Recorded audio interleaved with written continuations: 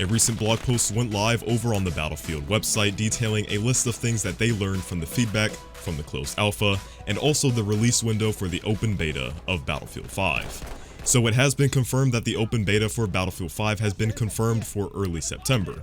If you remember, the Battlefield 1 open beta launched on August 31st, so this is basically the same time frame. You can also play Battlefield 5 once again before the open beta at Gamescom if you're going there. Firstly, spotting, matchmaking, and squad joining were not working as intended during the closed alpha, and of course, things are going to be fixed hopefully for the beta and obviously for the release this October. Hopping into the first gameplay change here, we have the new revive system.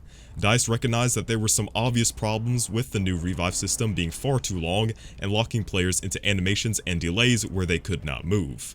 The new buddy revive has been reduced about 2.5 seconds in total, and the medic revive has been changed to avoid the delays, which will hopefully make revives a lot better at release. Also, the whole revive system in the closed alpha was pretty much a one-way ticket back to the spawn screen, which I am glad to see being fixed.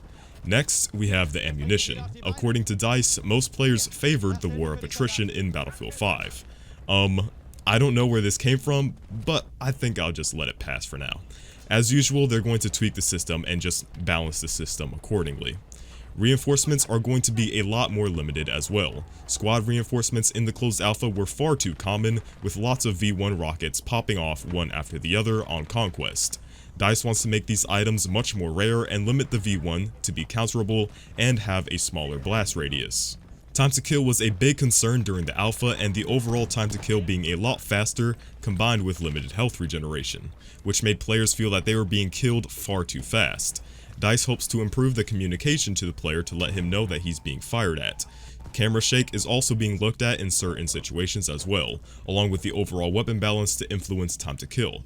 The time to kill changes also extend to how well you can see other enemies, the new spotting system, among other changes. Of course, map balance is also being tweaked as well to see where the player moves around the map. Thanks to this image here, you can see the hot spots on the map indicated by red and less popular areas indicated by the blue dots.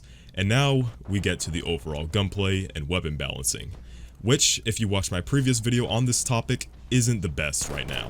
It's not to say that the gunplay is inherently bad, it's not, but things need to be tweaked. Battlefield 5 certainly has potential for gunplay better than Battlefield 1, it's just a matter if DICE wants to act on it. According to the blog post, they don't go into specifics other than trying to create a more tactile feeling. However, they do claim that spread is now converted to recoil in the blog post. To be honest, this is fake news, as it would imply spread is entirely gone and the new system is entirely recoil based, which it is not. But this might hint into the new random vertical recoil system which is now in place after your recoil pattern. At the moment, we don't know what makes this and what determines how vertical recoil increases at a random rate. But I wouldn't look into this post too much if I were you, as it's mostly targeted so everyone can understand the changes without knowing the ins and outs of how the game works. For normies, if you will. For some side notes here, they mentioned that they used info from the first alpha and plan to have several more tests. But I think I'm just getting my hopes up, as this likely just refers to more internal testing and secret events that people attend. Don't expect anything that the public can get their hands on until Gamescom and the open beta later this year. And that about wraps up all the important information released in this blog post. If you want to see the post in full, I'll leave a link to it down in the description below. If you enjoyed, then feel free to check out some more videos in the end screen, or maybe subscribe. And as always, it's been BloodHound, and I'll catch you guys on the next one.